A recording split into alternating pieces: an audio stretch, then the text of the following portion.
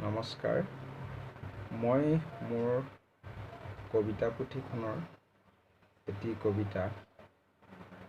অসম দেশৰ গছলতিকা আবৃত্তি কৰিবলৈ চেষ্টা কৰিছোঁ আৰু এয়া মোৰ প্ৰথম কবিতা পুথি, গতিকে ৰাইজসকলে আদৰি ল'ব বুলি আশা কৰিছোঁ। অসম দেশৰ গছলতিকা, মাধৈ মালতী মৰুৱা শেৱালি, যত মানে আছে ফুল, তামোল নাৰিকল কঁঠাল পনিয়ল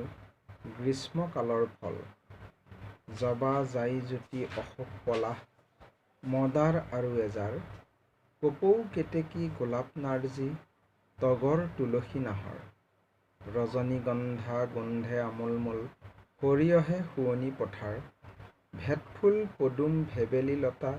ফুলে বসন্তত নাহৰ, দৰুণবন ভেদাইলতা মানিমুনি